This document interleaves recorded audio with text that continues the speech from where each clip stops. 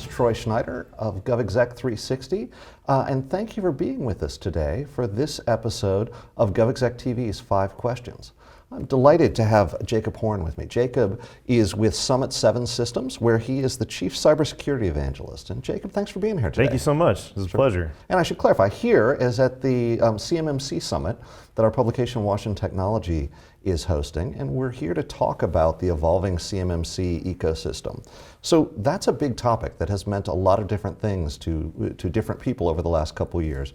Can you sort of set the stage for us of what CMMC really covers? Yeah, it's a big topic is an understatement, right? Just in terms of the number of things that orbit around the topic of CMMC. But in my experience, having had this conversation with many companies and many different players in the ecosystem, the single way that I would describe CMMC conceptually is it is a standalone DoD program that is designed to assess government-wide requirements. Mm-hmm. And that's that seems like a somewhat simplistic explanation, but the reason why that's such an important distinction is that early on in the CMMC program, under what we now call CMMC 1.0, people often conflated CMMC with the requirements. So there was this common perception that since CMMC was new, the requirements which CMMC seeks to assess were also new.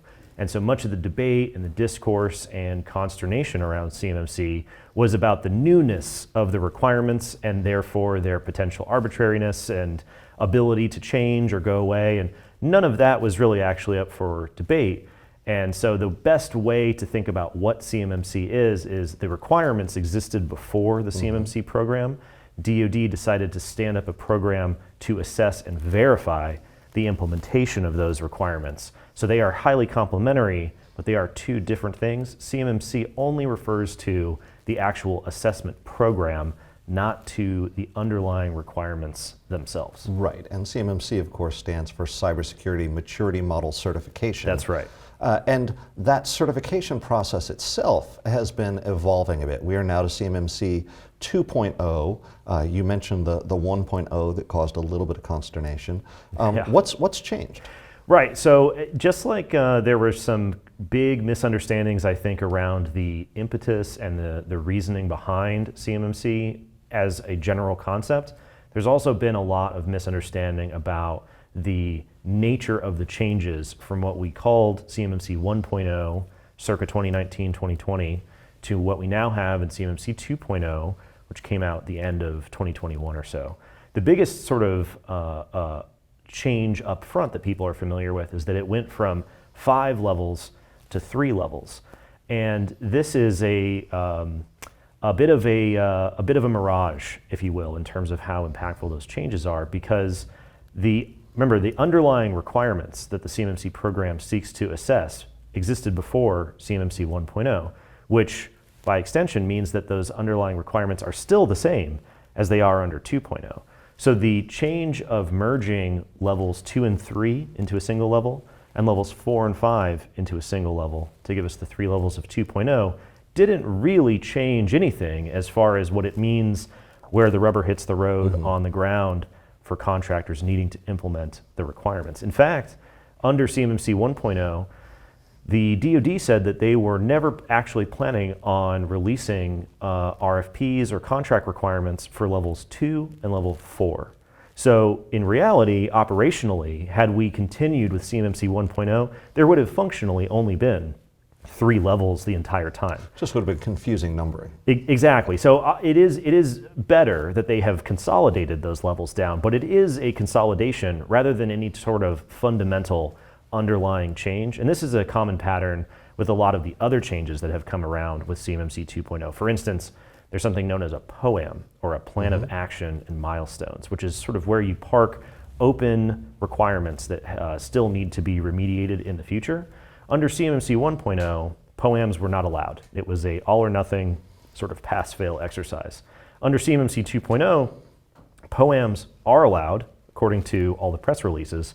When you dig into the details, they aren't a sort of free-for-all. There's a very narrow set of the underlying requirements that can be placed in this sort of holding pattern for remediation. So there's a lot of changes that appear on the surface, but fundamentally under the hood, the underlying requirements have not changed at all. And most of the programmatic changes, which is why that distinction between the CMMC as a program versus a requirement is so important.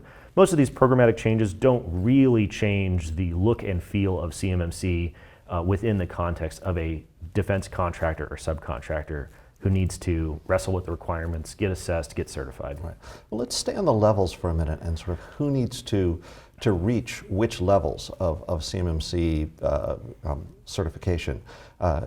When CMMC 1.0 came out, I remember the DoD officials were making a really emphatic point that this was going to apply to the entire defense industrial base. And the example that got used was if you're the landscaping company that mows the lawns on the base, you still need to have CMMC level 1 because you have access to information that needs to be secured.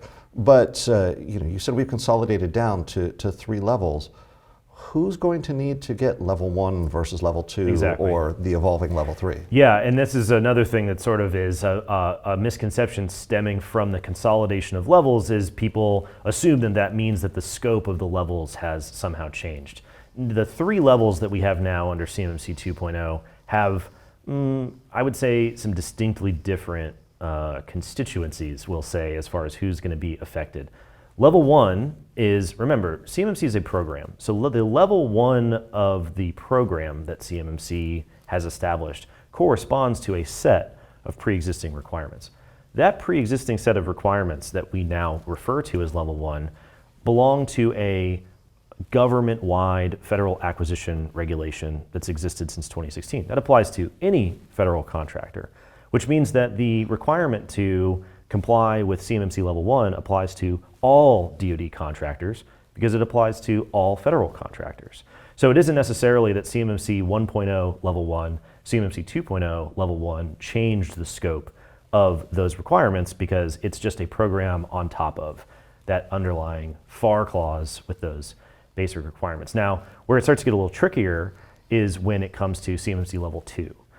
CMMC level 2 on the program side corresponds to a pre-existing set of requirements. That pre-existing set of requirements is contained in a document called NIST Special Publication 800-171, also a government-wide standard. DoD program, government-wide requirements. So the 800-171 requirements pertain to companies that need to store, process, transmit what's known as controlled unclassified information. Effectively, unclassified information that's non-public, where the government is interested in protecting its confidentiality, keeping it from being public information. It's not quite on the level of classified information, but in aggregate, or if it were made public, probably not a good idea either. So any company that is contracting with the DoD that is either receiving or generating these forms of CUI, also a government-wide program, has to implement these requirements as the minimum standard to assure the government that its confidentiality is being protected. Now, there's been some back and forth from the DoD where beforehand they said, well, there's 300,000 companies in the industrial base, 300,000 companies are going to be CMMC level 2, and everybody's getting CUI, and it's everywhere, and on and on and on. Back in February of this year, when the DoD concluded their almost year-long review of the CMMC program, they came out and said, well, there are some folks who receive or generate controlled unclassified information that we care about more than others. So we're going to bifurcate this level, was the verbiage that they used. In practice, that doesn't actually seem very realistic because the ability for the DoD to have very granular visibility into the data flow of CUI in the industrial base is very limited, especially once you get beyond first-tier contractors and subcontractors. Very, very little, if any, visibility into how that data is flowing around the industrial base. So the folks who will need CMMC level 2, it's very difficult for the DoD to estimate. Currently, they're saying that their estimate is around 80,000 companies. But I always remind people that all DoD estimates for those types of estimates are usually minimums rather than maximums because of the limitation of their supply chain visibility. So it won't be 300,000 companies, but it will almost certainly be more than 80,000 companies that will actually need to wrestle with the level 2 requirements. Now, the final level, level 3, pertains to a set of separate requirements outside of the program, which are really enhancements to the level 2 requirements.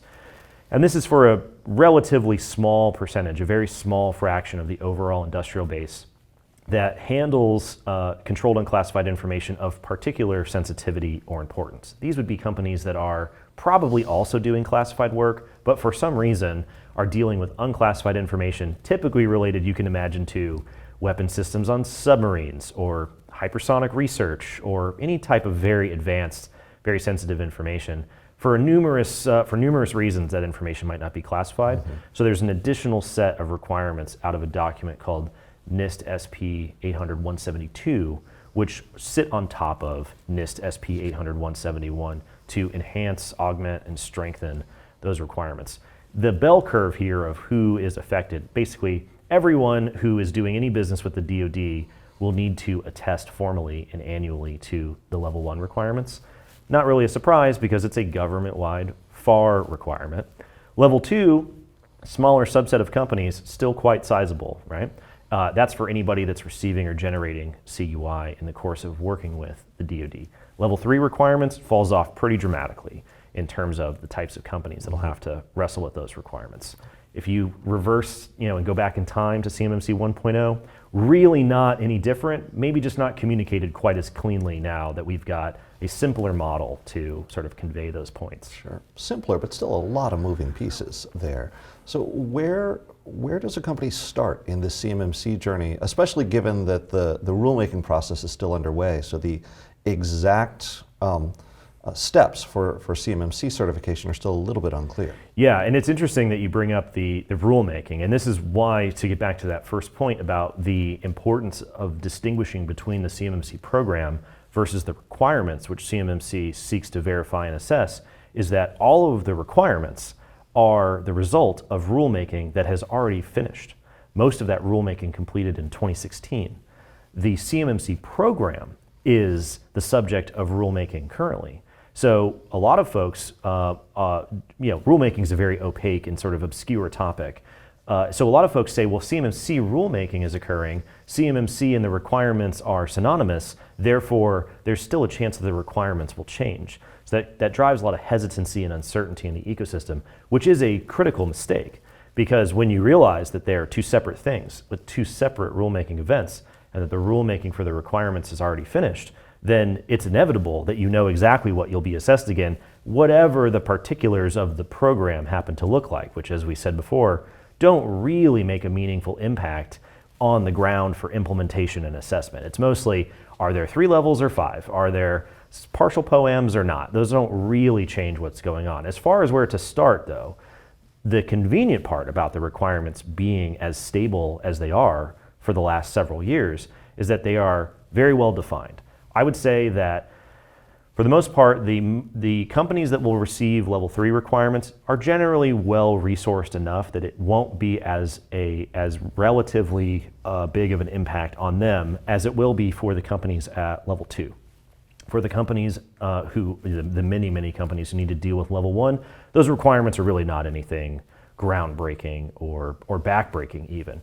Level 2, though, is where you start to see the intersection of many very small companies, very under-resourced companies, dealing with what would, from their perspective, be an unreasonable level of burden and complexity. So the way to cut through all of that, which earlier as we were at the event, I think in the first session, they mentioned that the importance of how would a company start to evaluate their ecosystem? How would they evaluate the service providers or the partners or the consultants or vendors or technology providers out there? Very simple way of doing it. It's actually the other side of the complexity of the requirements. So level 2 requirements correspond to NIST SP 800-171, but that set of 110 requirements is not the entirety of what you need to wrestle with. The corresponding document that contains the assessment procedures is contained in a document called NIST SP 800-171A. Under the CMMC program, we know this as the CMMC Assessment Guide. Literally, government-wide requirements, government-wide verification procedures for those requirements, DoD program. DoD takes 800-171A, calls it the assessment guide, and then we're off to the races. The fact of the matter is the majority of the companies that have to get a CMMC Level 2 certification will almost certainly need to enlist professional help. They will almost certainly need to outsource some level of IT specialization, security specialization, some sort of outside knowledge. And in order to do that, there's going to be this shared responsibility is the phrase that's used. And the only way for you to evaluate whether or not you're getting a fair deal, the level to which you are getting support, the level to which you are depending on these external partners to support you during the assessment itself, is by evaluating them via 800-171A. The number one thing that companies can do is, no matter who you're working with, is to ask for what's known as a shared responsibility matrix, specifically one that is defined by all of the requirements in 800-171A. If you do that, then you'll know very quickly if companies are actually knowledgeable and serious about the peculiarities of CMMC, because if they don't have a SRM, a shared responsibility matrix, there is zero chance that they're able to help you in a meaningful way in an assessment, because that's what the assessors will ask for, is that SRM. So it's very convenient because the questions that you need to ask as a small business getting ready to navigate this landscape are identical to the questions that the assessors will be asking you in your assessment. So although it's somewhat convoluted and complex, the first time you crack open 800-171A or the CMMC assessment guide, there's a lot going on. Right. But if you are patient and sort of start to learn how it walks and talks and quacks, it's the same set of questions that you will be asked are the same sets of questions that you should be asking people that you need to enlist their help. So I would always recommend that people get familiar with the assessment guide and that they ask for a shared responsibility matrix mapped to the assessment guide. The 320 questions there, not the 110 requirements. So it seems obvious that many, if not most, organizations that are moving toward level 2 certification are going to need a partner in this. So talk a little bit about what your organization does and the role that you can play to help companies move through the CMMC process. Yeah, absolutely. So Summit 7 is a Microsoft partner. We've won Compliance Partner of the Year, which is we're very proud of that accomplishment because a lot of the companies that often win Microsoft Partner are very large global organizations. We are a managed service provider that basically specifically focuses on the defense industrial base and works with DoD contractors to facilitate their compliance with DFAR's contractual obligations, CMMC, NIST obligations across all of their standard publications. We do everything from licensing, configuration, professional services, migrations, all the way up to fully managed services. So there's a whole slew of services that we have tailored specifically to facilitating CMMC compliance. Feel free to ask for our shared responsibility matrix because we provide it to everyone that is mapped directly to 800-171A. Folks can use that as a model for evaluating other service providers or other technology providers. We put out a lot of zero cost to consumer information, both on our podcast, on our website, on our webinars, our YouTube page. We have a very large social media presence on LinkedIn where we're constantly putting out information about how to understand the requirements, how to navigate the requirements, best practices for what to ask. And we are very proud of the fact that we put all that information out. No paywall, no obligation, no anything, because we're very confident that we can answer those questions in an honest and objective way. And those are the universal questions that everybody should ask everyone in the ecosystem to potentially partner with. So we try to make sure that that is, you wouldn't necessarily know intuitively that 171A is your guiding light for how to evaluate everything. So that's one of the banners that we're very proud of waving. Great. Well, Jacob Horne, thank you for sitting down with us today. I feel like this is a great starting point for companies looking to really dig into that journey on CMMC. Appreciate you sharing your time and expertise. Yeah, thank you so much. And thank you all for joining us for this episode of GovExec TV.